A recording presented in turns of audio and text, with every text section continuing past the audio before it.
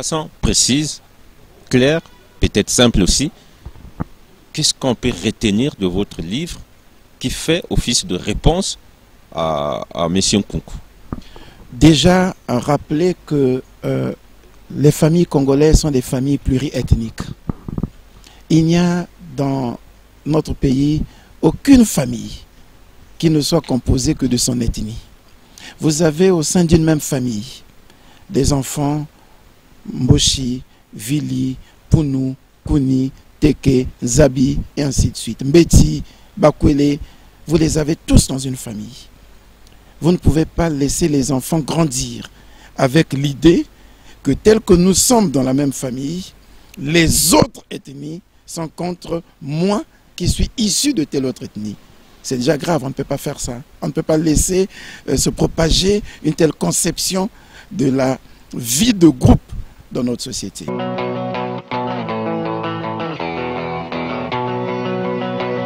Merci beaucoup, merci de l'occasion que vous me donnez de parler effectivement de ce livre qui vient de paraître ce matin.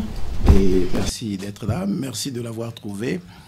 Avant de répondre à votre question, permettez-moi que je dise d'abord que ce n'est pas le gouvernement qui répond, c'est un auteur qui répond, c'est un Congolais qui répond et un spécialiste du droit international pénal. Il est possible qu'il y ait eu des ouvrages qui aient parlé du génocide, mais ils ont peut-être été écrits par des gens qui ne sont pas spécialistes de la question. Je peux revendiquer d'être un spécialiste de la question parce que ça fait plus de 15 ans que je travaille sur les crimes internationaux contre les humains, sur le crime de génocide, sur le crime contre l'humanité. Et je vous renvoie à mes premiers travaux, notamment le mémoire que j'avais publié en 2002 à l'École nationale d'administration et de magistrature sur le droit positif congolais dans la problématique des crimes internationaux contre les humains. Je vous parlerai des ouvrages que j'ai publiés par rapport à la problématique. Et ça fait que lorsqu'un Congolais, un chercheur sur la question, je ne me dirais pas spécialiste, un chercheur sur la question, trouve des publications qui donnent des informations peu saines sur une problématique dont il semble avoir une relative maîtrise, il ne peut pas rester indifférent. C'est pour cette raison que très vite, il me fallait réagir pour essayer d'équilibrer l'information qui a été mise à la disposition du public. Peut-être pas pour contrecarrer, pour contre-attaquer, mais au moins, comme je l'ai dit, équilibrer l'information, relever une problématique, comment le droit sur le génocide est mis à rude épreuve, pas seulement au Congo, mais à travers le monde, comment le droit sur le génocide est mis à rude épreuve par le génocide de l'émotion, par l'émotion que suscite la violence dans notre pays et à travers le monde. Voilà, donc c'était... Je prends cette dernière partie, vous donnez donc l'exemple comment dans le monde, ce qui veut dire ce qui se passe maintenant, je parle par ici, hein, au Congo, il n'y a rien de nouveau.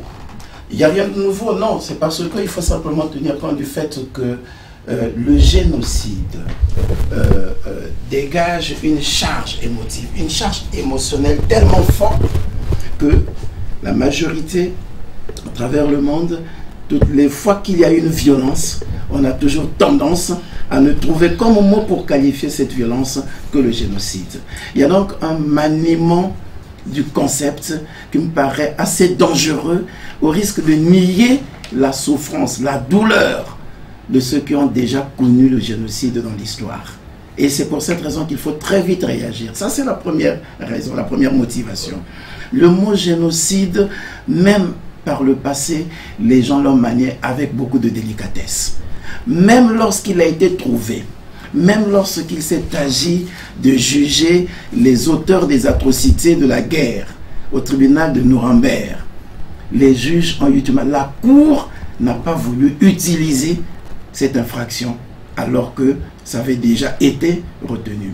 N'a pas voulu utiliser cette infraction parce que c'est un mot qu'il faut manier avec beaucoup de délicatesse. Or, on a tendance à constater que toutes les fois que des peuples vivent certaines violences de haute catégorie, de grande catégorie, le seul mot qui leur vient à l'esprit, c'est le mot génocide. Voilà. Selon vous, avec beaucoup de maladresse. Hein. Vous l'avez dit. Vous dites il faut tout de suite réagir. Vous avez quand même beaucoup attendu. Si on parle de l'apparition de M. Nkunku. On ne réagit pas par l'émotion. On ne va pas emprunter à M. Nkunku. Finalement, vous donnez quelle dose de durabilité dans le terme vite chez vous? Réagir 2 mois ou 3 mois après, je pense quand même que ça permet de fixer les esprits. Mais on a quand même constaté cette vitesse. Voilà. Réagir 3 mois après, c'est quand même déjà le temps qu'il faut. Et je voudrais vous rappeler que le second livre, c'est-à-dire celui de notre compatriote Sako Kimbembe, est paru en décembre. Donc que nous réagissions en janvier, nous ne pensons pas que il y a du retard. Et puis, il s'agit des essais. Et c'est justement la deuxième raison pour laquelle nous intervenons. Il s'agit des essais. Ce ne sont pas des romans. Donc, quand nos compatriotes publient, écrivent sur l'histoire, surtout actuelle, il faut qu'ils soutiennent leurs propos par des éléments techniques, scientifiques, objectivement vérifiables. Voilà. Si on n'a pas les éléments, si on veut simplement dénoncer un fait de société, à partir de ce moment, on change d'œuvre littéraire. On fait un roman de science-fiction, voilà, parce que là, vous ne voulez pas restituer des faits, vous dénoncez un fait de société, vous imagez, personne ne vous en tiendra rigueur. Mais lorsque vous prenez l'option de publier un essai, de surcroît un essai politique, je pense que les contre-patriotes devraient faire un peu plus attention. Et là, ils ont besoin de recourir à un certain nombre d'éléments techniques, d'éléments scientifiques, d'éléments qui pourraient faire en sorte que le propos qu'ils avancent ne soit pas battu en brèche très facilement. Donc ce livre est une réponse à un autre livre. Et comment vous le qualifiez à des autres livres que vous qualifiez comme étant? Non, nous avons simplement voulu élever le niveau de la réflexion. Oui. En nous appuyant en partant des arguments de ce que les autres ont fait, dans un et ouvrage. Pour qu'on ne puisse pas tous verser dans l'émotion, il nous fallait dédramatiser la question. Ce que vous appelez dans le livre, il fallait venir témoigner. On va poursuivre le témoignage, vous aussi vous allez témoigner, tout le monde va témoigner. Maintenant, nous le faisons au jour le jour. Voilà, maintenant qu'il faut qu'on prenne ce problème qui nous préoccupe tant, il faut qu'on le sorte de la charge émotionnelle et qu'on le place sous l'angle scientifique. Je pars du principe que M. Nkunku, M. Kimbembe ont certainement voulu poser un problème sur la table. Ils ont posé une thèse en imaginant que les problèmes que nous avons connus dans notre pays sont caractéristiques du crime de génocide. C'est une thèse. Je souligne imaginer. Voilà, en se le disant, voilà, que les problèmes que nous avons connus dans notre pays peuvent être qualifiés de génocide. Arrive un autre chercheur qui dit non, ces problèmes que nous avons connus, à les supposer établis, ne sont pas caractéristiques du crime de génocide. Ça peut s'appeler autrement. Donc le débat va se situer à ce niveau. À partir de ce moment, on le déplace de la charge émotionnelle pour le mettre sous l'angle scientifique. Et on dédramatise. Voilà, en attendant de dédramatiser, j'aimerais juste rappeler Anatole Polymakosso, vous avez, vous m'avez rappelé que vous étiez avant tout un chercheur, mais j'aimerais aussi dire aux gens qui nous suivent que vous êtes membre du gouvernement du Congo-Brazzaville, vous avez la charge de l'enseignement secondaire, et à ce titre, je rappelle aussi que vos collègues sont intervenus au nom du gouvernement, vous le faites aujourd'hui au nom de la recherche que vous défendez. Alors, quand on a votre livre en main, on peut se poser plusieurs questions. D'abord, vous commencez d'abord par une approche sociologique, pour dire que finalement, ce sont les arguments qu'on a déjà entendus du côté de Brazzaville, que les laris en soi n'existent pas, c'est plus, je dirais, l'aspect linguistique des Téké, Congo. Non, nous n'avons pas dit que les laris en soi n'existent pas. Ah. Nous avons fait le reproche à ceux qui ont mis en évidence le génocide sur l'ethnie lari. On leur fait le reproche. Je dis que nous parlons, c'est un essai. Ils auraient gagné à démontrer d'abord l'existence et l'effectivité de l'ethnie pour le lecteur. Parce qu'un ouvrage, vous avez vu, nous avons travaillé sur la base des instances pénales internationales. Ça peut servir de témoignage.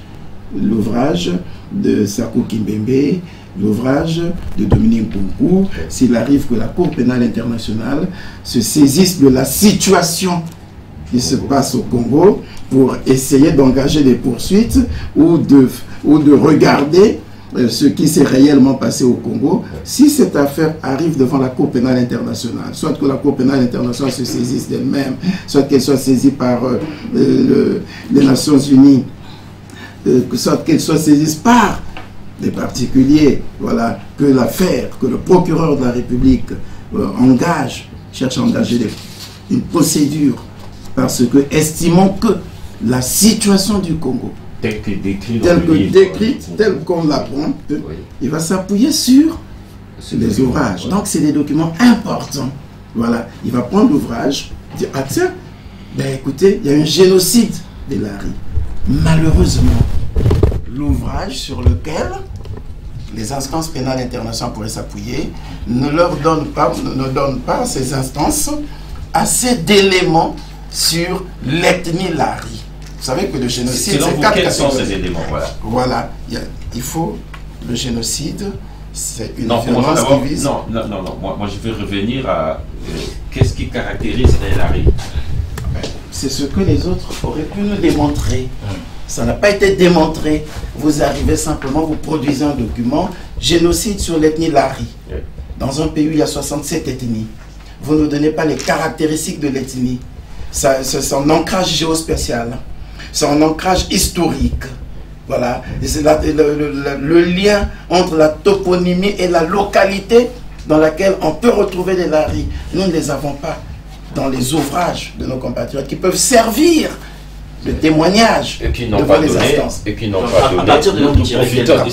À partir de là, je dis, on aurait dû commencer par le faire. Et j'invite donc les sociologues, les ethnologues à nous rappeler l'effectivité de l'ethnie Lari, la place de l'ethnie Lari effectivement dans l'ensemble des groupes ethniques de notre pays. Et lorsque nous aurons établi la place de l'ethnie Lari, ce qui diffère le Lari du Congo du Poul, ce qui distingue le Lari du Sundi du Poul, ce qui distingue le Lari du Bangala du Poul, ce qui distingue le Lari du Teke, le Lari du Lali. Quand on aura fait cela, on aura réellement une idée de ce qu'est l'ethnie Lari. Et à partir de ce moment, on dit, admettons effectivement que l'ethnie Lari est ainsi établie, qu'elle se distingue du Congo, du Teke, du Sundi, du Bangala, du Lali dans le Poul. Alors, comment s'est-il fait que les 66 ethnies du Congo se soient retrouvées, se soient concertées pour exécuter le génocide sur une des 67? Voilà. C'est ce qu'il fallait d'abord démontrer pour que ça ne soit pas une simple allégation, que ce ne soit pas une simple affabulation. C'est parce qu'il s'agit quand même... J'ai vu que mon compatriote Nkunku est docteur en droit. J'ai vu que M. Sako Kimbembe est un prêtre, est un ancien prêtre. Et j'imagine la formation qu'ils ont. Donc cette étude sociologique méritait d'être faite, présentée au public, avant d'aborder les aspects du génocide. C'est ce que vous avez fait à l'atelier Kondé Makosso. Quand je vous lis ici à la page 30, en réalité, en termes d'ethnie Lari, les ethnologues et les anthropologues entendent deux peuples souches, les Congos et les Teke, qui, pour des besoins de communication, se sont forgés une langue véhiculaire, le Lari. Donc, pour vous... Ce qui nous a amené comme le Lari il n'y a que l'aspect linguistique qui compte. C'est un des aspects, mais bien entendu. Oui, donc, bien entendu. En soi, pour vous, l'ethnie Lari pure, pour vous, ça n'existe pas. Le Lari, c'est l'ensemble des Congos, des Teke, des Sundi, voilà, des Bangala. Une fois que vous dites ça, en quoi cela nierait le génocide? Si vous prenez le terme tel que vous l'entendez là. Parce que là, par exemple, ce serait alors de l'autogénocide. Si le Lari, c'est cet ensemble de Sundi, de Congo, de Teke, de Lali, de Bangala, comment on va expliquer que il y ait une catégorie qui soit victime du génocide du même groupe ethnique, de la même ethnie? Oui. Est-ce que vous me comprenez? C'est ça, ce sont ces problèmes. Mais quand on voit en fait cette acception n'a plus de raison d'être, c'est-à-dire que quand on entend votre raisonnement, pour nous en fait, la considération qui est la vôtre, c'est que le Lari, entre guillemets, c'est, je dirais, un métissage de différents peuples qui aboutissent à une pratique linguistique. C'est ce que nous pensions jusqu'à ce que notre compatriote Dominique Kunku soit venu nous faire percevoir que le Lari est totalement différent du Congo. Je dis ok. Mais comme vous réparez le tort. Voilà. Non, je ne répare pas le tort. Si vous remettez les choses, les choses normalement. Maintenant, si c'est cela, alors quelle est la nature du génocide? Puisqu'il est arrivé à dire que les Congos aussi ont commis le génocide sur le Lari. Il s'est appuyé sur ce qu'aurait fait le président Massamba Deba lorsque il a pris des Lari, qu'il a envoyé un peu partout. Il le dit dans son ouvrage. Voilà. On dit, bon, quel aura été ce type de génocide où, au sein d'un même groupe ethnique, ou au sein d'une même ethnie, qu'on pense qu'il y a une catégorie qui aurait commis le génocide sur l'autre? C'est quoi je dis, c'est scientifiquement on a du mal à démontrer. Et c'est là l'une, entre autres, raisons pour lesquelles nous sommes obligés de réagir. Non, il ne faut pas instrumentaliser la haine. Voyez-vous, le peuple du Poule, vous voyez ces amis du Poule, qui nous ont donné en héritage une langue, le Lari. Lorsque nous grandissions, même les jeunes, comme vous les voyez dans leur mode de vie, les sapeurs, on a l'impression que pour mieux s'affirmer comme sapeur, il faut apprendre à parler Lari. On est arrivé à dire de cette langue que c'est la langue africaine de reconnaissance ou de renommée internationale en décomposant. Voilà, donc un patrimoine commun, vous l'appropriez sans avoir démontré, il n'y a aucun problème. Vous l'appropriez, ça devient votre. Vous en avez fait une ethnie. Et sur cette base, vous vous désolidarisez des autres en disant que vous seriez les meilleurs, les plus intègres. Les Congos qui partagent avec vous la vie n'existent pas, ils vous en veulent. Les Sundis, ils vous en veulent. Les Teke, les Bangala. Et quand je prends ça déjà sous cet angle, je dis, mais c'est déjà grave. À l'intérieur seulement d'une ethnie. Et, voilà. Et là, c'est grave. Et maintenant, y compris la notion spatio-temporelle. Voilà, bon, y compris la notion spatio-temporelle. On ne sait pas à partir de quand l'ethnie Lari, si nous pouvons l'admettre aujourd'hui, à partir de quand elle s'est manifestée. Eux, ils nous disent, quand on les lit, on voit bien que ça n'apparaît que, ça prend de l'importance, ça n'apparaît qu'à partir de Machua. Parce qu'avant Machua, ils ne nous ont pas défini une personnalité emblématique, une personnalité morale qui avait de l'ascendance historique sur cette ethnie. Donc quand vous voyez cela... Quand vous dites il s'agit bien de deux auteurs.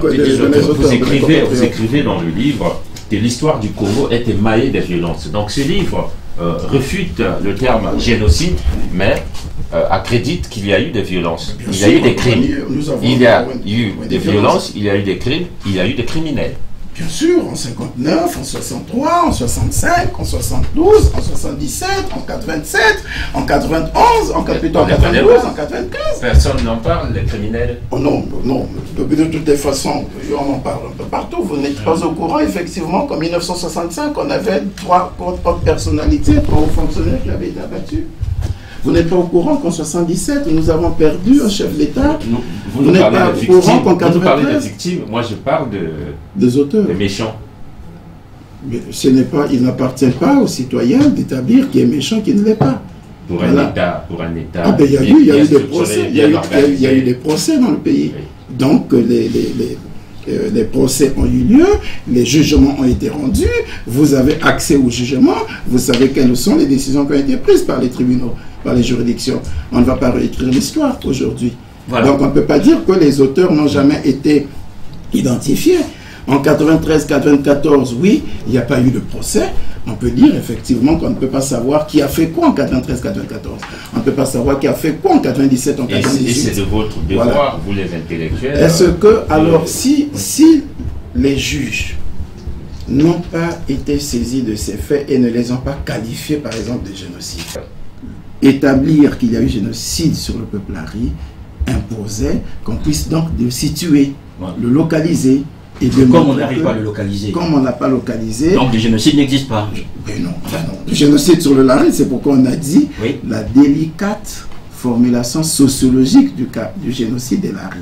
C'est pourquoi, vous verrez le livre, j'en ai appelé aux sociologues, j'en ai appelé aux psychologues, j'en ai appelé aux historiens de nous écrire l'histoire et de nous présenter cette fois-ci de façon solennelle, de façon officielle, l'ethnie Lari, pour que l'on comprenne désormais ce qu'il en est. Parce que tous les ouvrages que nous avons, ils font la démonstration que l'ethnie Lari, c'est finalement la langue commune qui s'est forgée à travers ce métissage. Donc, il n'y a que l'aspect linguistique, en fait. C'est beaucoup plus l'aspect linguistique. Par contre, à partir de la montée du matuanisme, une catégorie du peuple de la contrée se détermine Lari. D'accord. Voilà, se détermine Lari. À partir de cette détermination, pour vous, le terme génocide ne peut pas s'appliquer à partir de... Non, on peut l'appliquer à partir de ce moment. Il faut donc nous le démontrer. Comment il a été exécuté, le génocide sur les Lari? A-t-on touché les Lari qui sont dans quel endroit, dans quel espace géographique? Pour déterminer qu'ils disent non, c'est ceux qui sont à Mayama, à Mindoli, à Banzandunga et ainsi de suite. Alors, ce qui revient à dire que à Brazzaville, il n'y a pas de Lari. À Dolisie, il n'y a pas de Lari. Voilà. Puisque la violence n'a concerné que ces localités. Si la violence n'a concerné que ces localités, et que partout ailleurs, dans nos familles qui sont pour la plupart pluriethniques, dans nos quartiers qui sont pluriethniques, les Lari n'ont pas été inquiétés. Donc, en droit, il n'y a pas génocide. C'est ça. On l'appellerait, on trouverait un autre mot pour qualifier les violences dont auraient été victimes nos compatriotes de l'ethnie Lari dans ces localités, mais on ne l'appellerait pas génocide parce que le génocide suppose qu'on ne vous tue pas en fonction de là où vous êtes, mais on vous tue pour ce que vous êtes. Donc que vous soyez à Ifondo, que vous soyez à Brazzaville. Vous avez vu, on a failli subir ce phénomène en 1993, où on a chassé les gens des Lari qui étaient à Dolisie, ont été chassés, les gens du Poul. Les gens les Lumbu, les Kuni, les Pounou, qui étaient à Brazzaville, à Bakongo, ont été chassés. Donc, on vous recherche partout où vous pouvez vous trouver.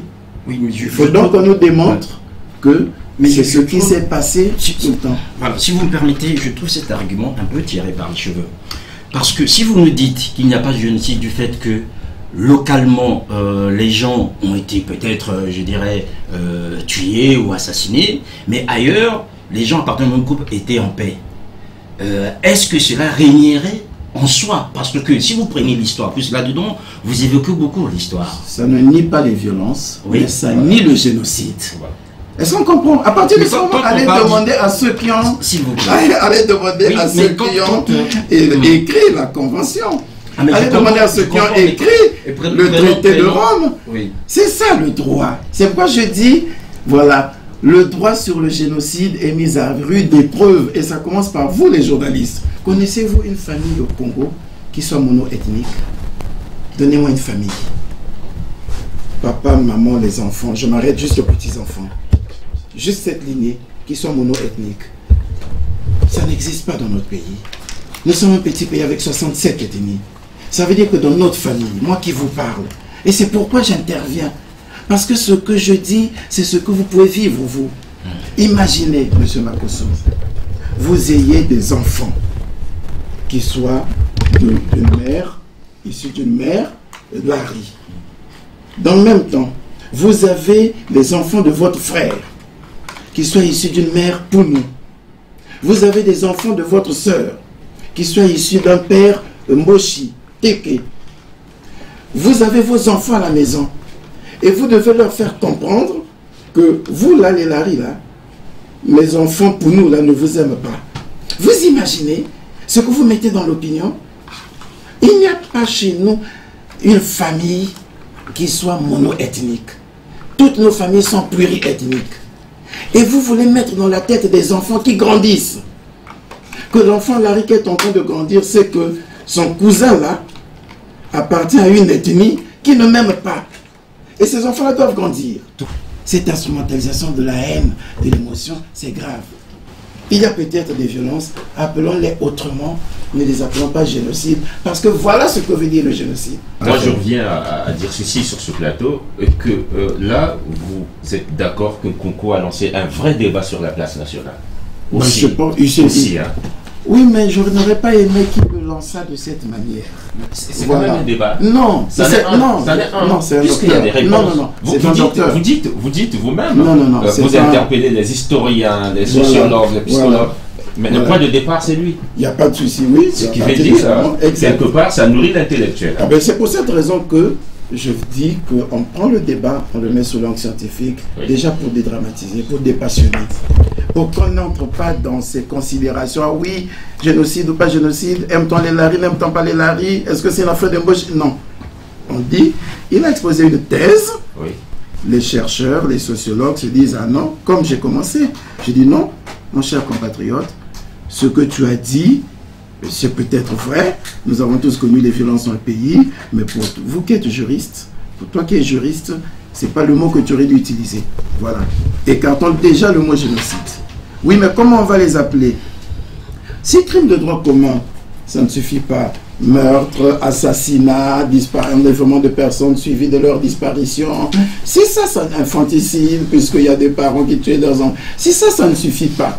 Les sociologues, les psychologues, le législateur doit réfléchir sur le mot qu'il faut désormais donner, la nature de l'infraction qu'il faut donner à ce genre de comportement. Mais à partir de sur ce plateau, vous dites, c'est pas le ministre, c'est l'intellectuel. J'en sais quelque chose parce que je connais aussi, j'ai eu la chance de tomber sur plusieurs de vos ouvrages. C'est l'intellectuel, tu parles. Bon, le gouvernement a répondu, les associations ont répondu à M. Nkunku. Voici l'intellectuel, Colline Makosso, ajoute encore un ouvrage. On dirait qu'on vend plus le livre de Nkunku. Parallélisme de forme exige. Je veux parler, c'est un problème de communication. Parallélisme de forme exige, pour l'intellectuel, vous dites, Nkunku l'a écrit. Colline l'a répondu. Écrit. Pourquoi? Aujourd'hui, nous sommes en train de débattre. Dans 20, 30 ans, nous ne serons plus là.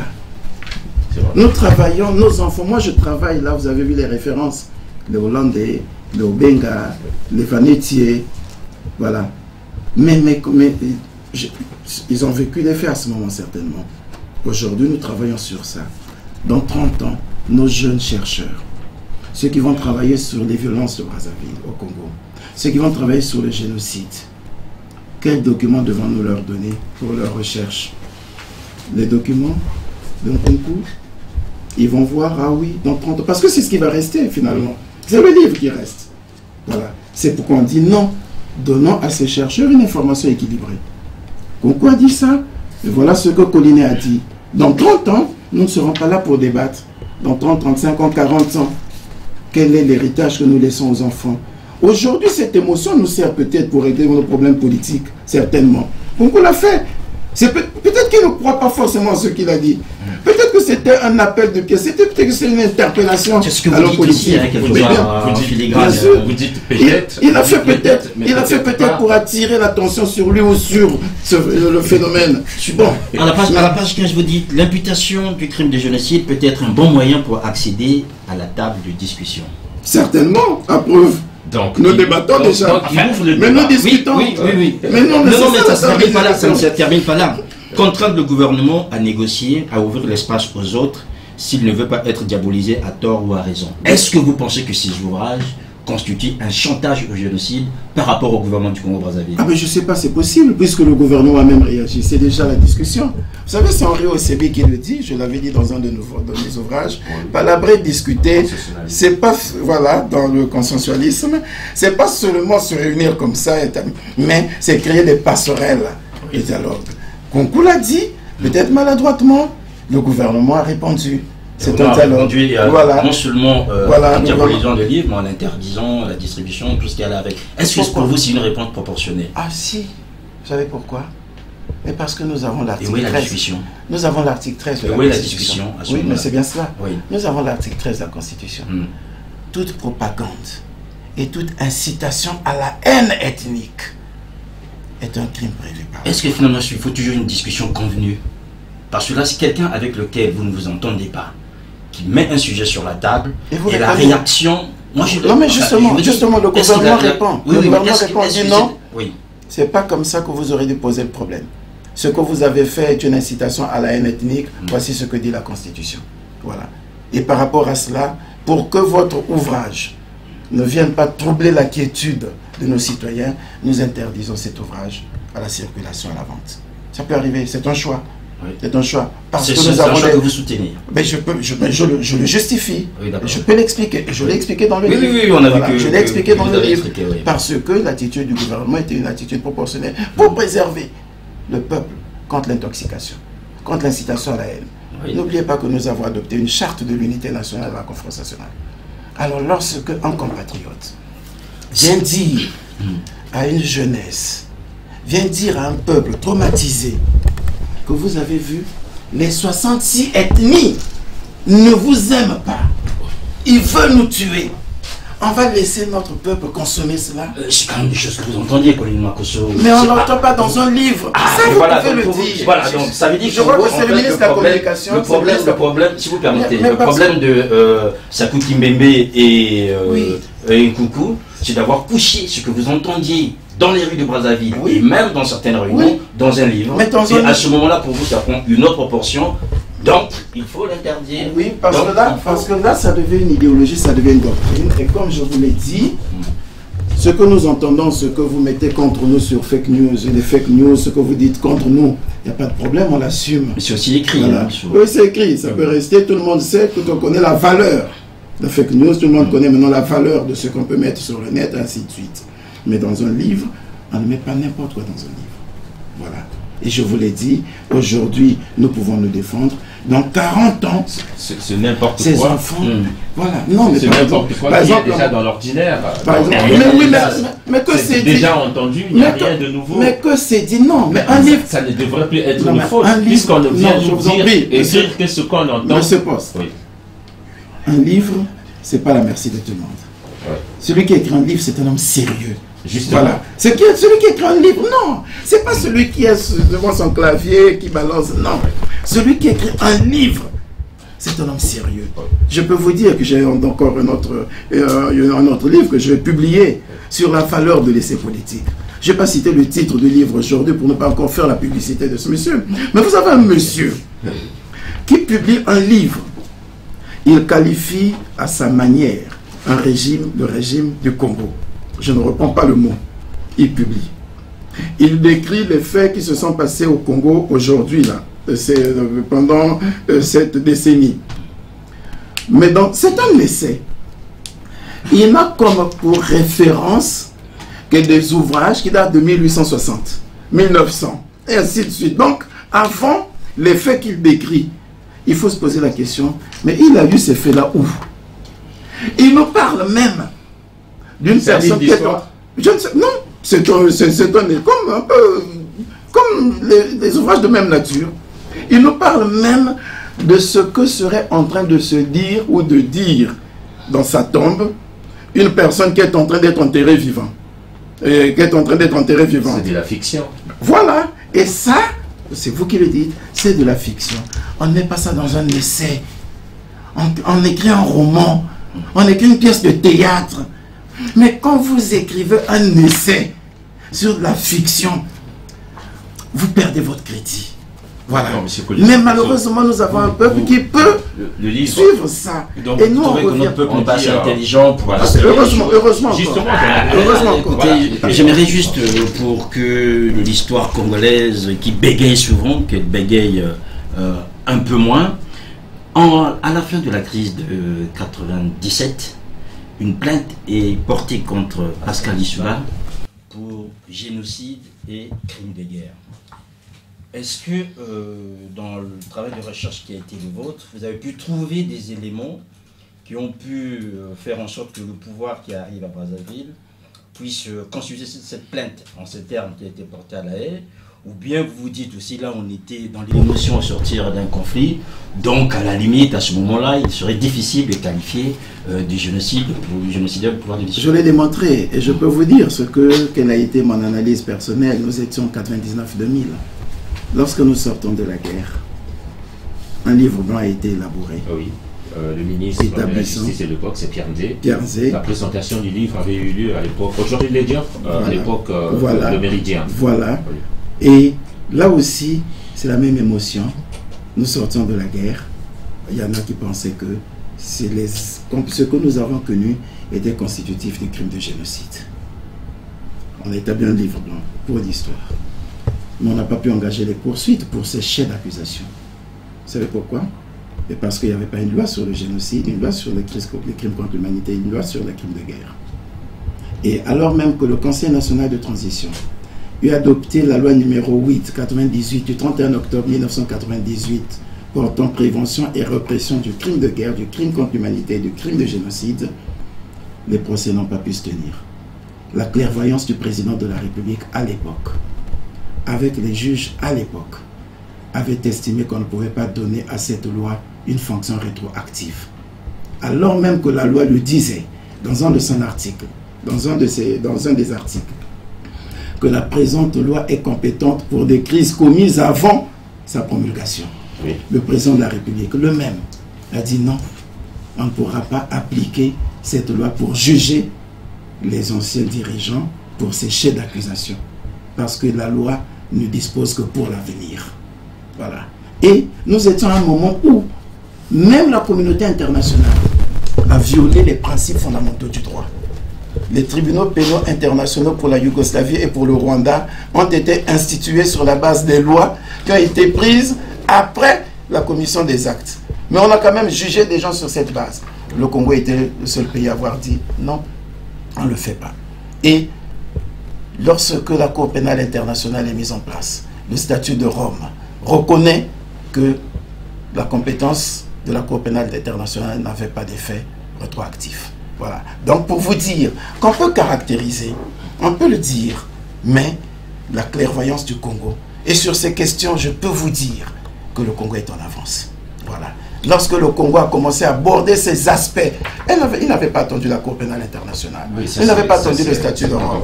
Lorsque le Congo a mené le combat pour l'abolition de la peine de mort, on n'avait pas attendu les pressions ailleurs. Donc c'est des questions sur le caractère sacré de la vie, sur la place qu'occupe la personne humaine, sur la lutte contre les violences de cette nature. On peut dire que le Congo n'est pas en marge, le Congo peut même être parmi les plus gris. Mais les plus gris, c'est justement les mêmes qui, au sortir de la guerre du 5 juin, là c'est maintenant un État qui sort le livre Génocide. Oui. Et les génocidaires, on les connaît. Les bourreaux, c'était ceux qui étaient aux affaires hier, et n'étant plus aux affaires, les vaincus. Les gens ont défini les atrocités, les ont répertoriés. On dit, voici ce que nous avons connu. Oui.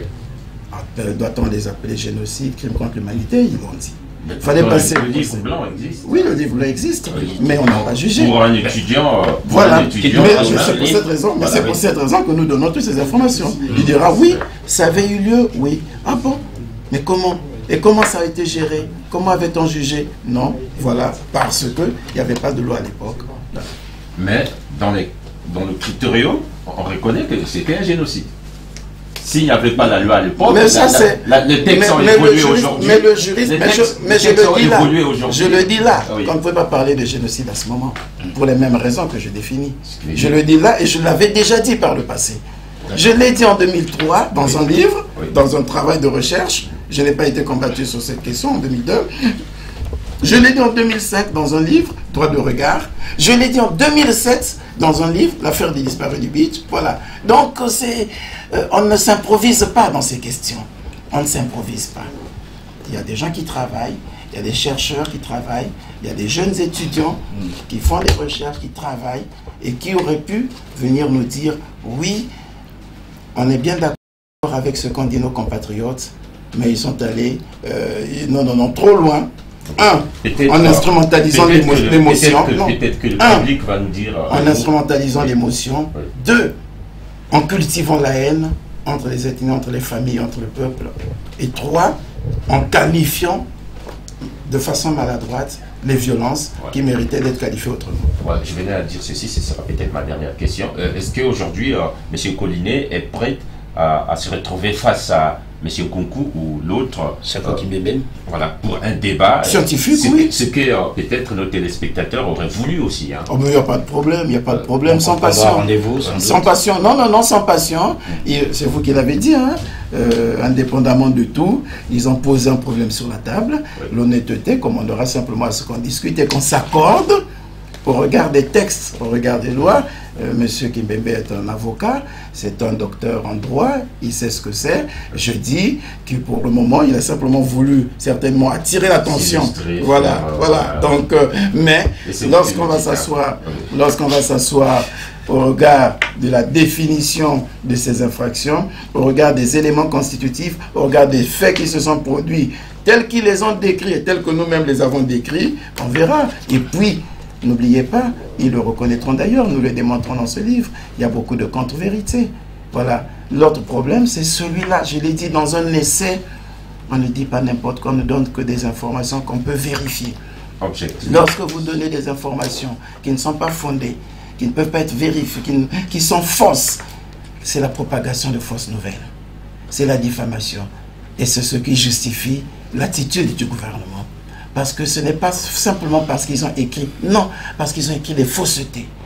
Parce qu'ils ont écrit ils ont donné des informations qui ne sont pas justes. Je le dis, je n'ai pas besoin de le redire ici, je demande simplement à ceux qui voudraient bien s'en convaincre de lire le livre. On avait information pour information. Ce n'est même pas nous qui apportons la contradiction. On dit, vous avez donné telle information. Mais n'oubliez pas que vous-même, dans un rapport, vous aviez dit ceci. Est-ce que vous ne voyez pas que vous êtes en contradiction avec ce que vous avez dit par le passé? Vous avez donné telle information, mais telle personne qui avait vécu la situation, voilà ce qu'elle a dit. Est-ce que vous ne voyez pas que vous êtes en contradiction?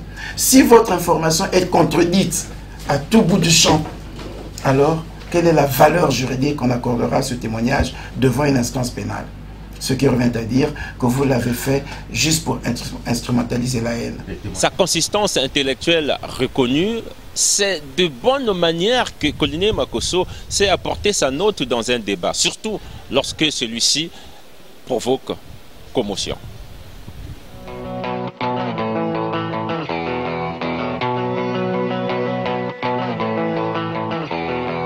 Jamayo, aulana du, badia de la.